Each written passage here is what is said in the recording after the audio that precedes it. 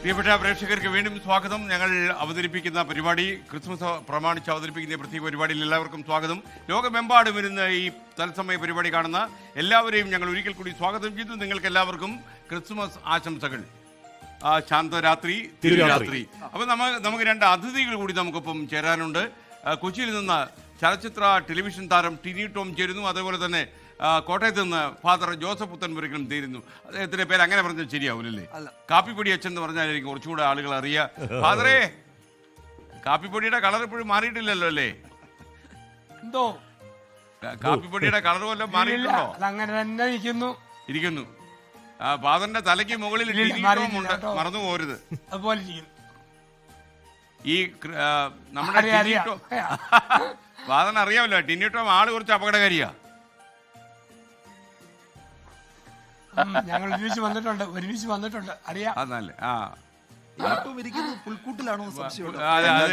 ഇപ്പൊ ഇരിക്കുന്ന കണ്ടാൽ പുൽക്കൂട്ടിലാണെന്ന് ഒരു ഫുൾ ഫ്രെയിമിൽ കാണിച്ചു കൊടുത്ത് പുൽക്കൂട്ടിലാണോ എന്ന് സംശയം. ഓ, പുൽക്കൂട്ടിന് മുന്നില. അപ്പൊ തിരിച്ചു പറഞ്ഞില്ല. ടിനി എവിടെയാ ഇരിക്കുന്നത് ഇപ്പൊ? കൊച്ചിയിലെ വീട്ടിലാണോ? അതെ, എന്റെ വീടിന്റെ മുമ്പിൽ തന്നെ ആണല്ലേ? ഓക്കെ. ടിനി, സാധാരണ ഈ ക്രിസ്മസ് രാവിലെ എന്താ പരിപാടി? അതെ,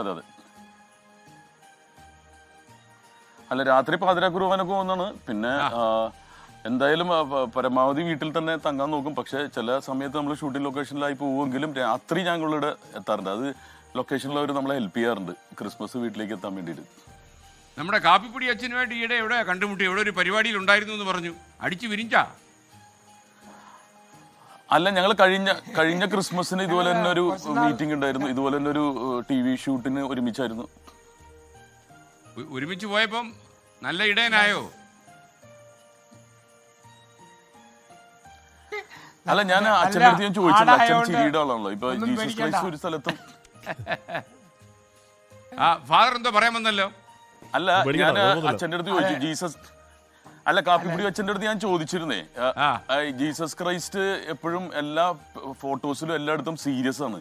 അച്ഛനാണെങ്കിൽ ചിരിപ്പിക്കുന്ന ആളാ. അപ്പൊ ജീസസ് ക്രൈസ്റ്റ് എവിടെ ചിരിച്ചിട്ടുള്ളൂ എന്ന് ചോദിച്ചു.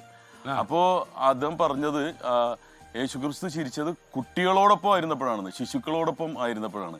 അപ്പൊ നമ്മളെല്ലാം ശിശുക്കളുടെ മൈൻഡ് വന്നാൽ നമ്മൾ ചിരിച്ചു പോകും. അപ്പൊ ജീസസ് ക്രൈസ്റ്റ് ആകെ ബൈബിളിൽ പറഞ്ഞിട്ടുള്ളത് ചിരിച്ചിട്ടുള്ളത് കുട്ടികളോടൊപ്പം ആയിരുന്നപ്പോഴാണ്. അപ്പൊ നമ്മളൊക്കെ കോമഡിയുടെ ആൾക്കാരാണല്ലോ. അതുകൊണ്ട് ഞാൻ അന്വേഷിച്ചതാണ്. എപ്പോഴും സീരിയസ് ആണല്ലോ ജീസസ് ക്രൈസ്റ്റ്. എവിടെ ഇരിക്കുമ്പോഴും എവിടെ പ്രാർത്ഥിക്കുമ്പോഴും ഒക്കെ സീരിയസാ. അച്ഛനാണെങ്കിൽ മുഴുവൻ ചിരിപ്പിച്ചോണ്ട് കിടക്കുക. ഫാദറെ, ഈ കുർബാനയ്ക്കൊക്കെ പോകുമ്പോഴേ ഇപ്പൊ ഈ ഫാദർ ചിരിപ്പിക്കുന്ന ഒരാളാന്നൊരു വലിയ തലയെക്കെട്ട് വന്നു കഴിഞ്ഞല്ലോ. വലിയൊരു അപകടമാണ്. ആൾക്കാർ ഇപ്പം ഫാദർ പള്ളി എങ്ങനത്തെ കയറി ഇരുന്നാലും കുറച്ച് ഫലിതം പൊഴിക്കട്ടെ എന്ന് ആൾക്കാർ വിചാരിക്കുന്നത്. അത് അപകടമായിട്ടുണ്ടോ? ഇല്ലെന്നേ. കാരണം ഈ മനുഷ്യർക്ക് എല്ലാവർക്കും ഒരുപാട് പിരിമുറുക്കമുണ്ട്. അപ്പം പിരിമുറുക്കം ഉള്ളപ്പം ഒന്ന് അയയാൻ ആഗ്രഹിക്കുന്നവരാ മനുഷ്യര്. അതിന് ഈ ഫലിതം സഹായിക്കും. ചെറിയ ഫലിതങ്ങളൊക്കെ സഹായിക്കും. ഞാൻ ഈ 2 ആഴ്ച ചിക്കാഗോയിൽ ധ്യാനിപ്പിക്കുമായിരുന്നു. ഇന്ന് വെളുപ്പിനെ 5 മണിക്കാ അമേരിക്കയിൽ നിന്ന് വന്നേ. ഞാൻ കണ്ടു ആൾക്കാരിലേക്ക് ചിരിയും സന്തോഷമൊക്കെ. നമ്മുടെ കോമഡിയുടെ ഒരു അവസ്ഥ എങ്ങനെ അവിടെ ഷിക്കാഗോയിലെ തെരുവീതികളിൽ കാപ്പിപ്പൊടി അച്ഛന്റെ തമാശകൾ എങ്ങനെയുണ്ട് ഫാദറെ? ഷിക്കാഗോയിൽ അവിടുത്തെ പ്രത്യേകത അവർക്കൊക്കെ ഒത്തിരി പിരിമുറുക്കമുള്ള ഷെഡ്യൂൾ ആയതുകൊണ്ട് നമ്മൾ വരുന്ന ചെറിയ ഫലിതം പോലും നമ്മളെക്കാൾ കൂടുതൽ അവരെ ചിരിപ്പിക്കും. അതാണ് അവിടുത്തെ അവസ്ഥ. അയ്യോ, ഫാദറിന് അവിടെ മാത്രമല്ല പിരിമുറുക്കമുള്ള ഒരാളെ ഞാൻ പരിചയപ്പെടുത്തട്ടെ. ഇവിടെ ഒരാളുണ്ട് പിരിമുറുക്കമുള്ള PP ജെയിംസ് എന്ന് പറയും. അന്തർദേശീയ സംഘർഷങ്ങൾ അനവരതം മനസ്സിനെ ഇങ്ങനെ സംഘർഷഭരിതമാക്കിക്കൊണ്ടിരിക്കുകയാണ്. PP ജെയിംസ് ആഗോള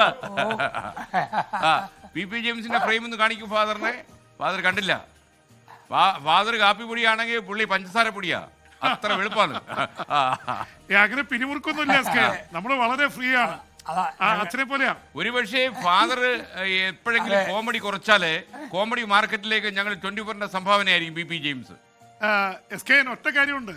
എന്റെ അടുത്ത് ഏറ്റവും ആൾക്കാർ കൂടുതൽ വിളിച്ചു നോക്കുന്നത് കാപ്പിപ്പൊടി അച്ഛൻ ഒരു പരിപാടിക്ക് കിട്ടുമോ എന്ന് ചോദിച്ചപ്പോൾ അടുത്ത ഡോൺ ബോസ്കോ സ്കൂൾ ഇരിഞ്ഞാലക്കുടയിൽ നിന്ന് വിളിച്ചിരുന്നു. കാപ്പിപ്പൊടി അച്ഛനെ ഒന്ന് സംസാരിച്ച് ഒന്ന് കിട്ടാവോ, ഒന്ന് അവിടുത്തെ കുട്ടികളോട് കുറച്ച് ഉപദേശം കൊടുക്കാൻ വേണ്ടിയാണെന്ന് പറഞ്ഞ് വിളിച്ചിരുന്നു. ലോകത്തെവിടെയായാലും ഏത് സമയത്തും 24 വാർത്തകളും ഓഗ്മെന്റഡ് റിയാലിറ്റി പാക്കേജുകളും എക്സ്പ്ലെയിനറുകളും വിശദമായി കാണാൻ ഞങ്ങളുടെ യൂട്യൂബ് ചാനൽ നിങ്ങൾക്ക് സബ്സ്ക്രൈബ് ചെയ്യാം.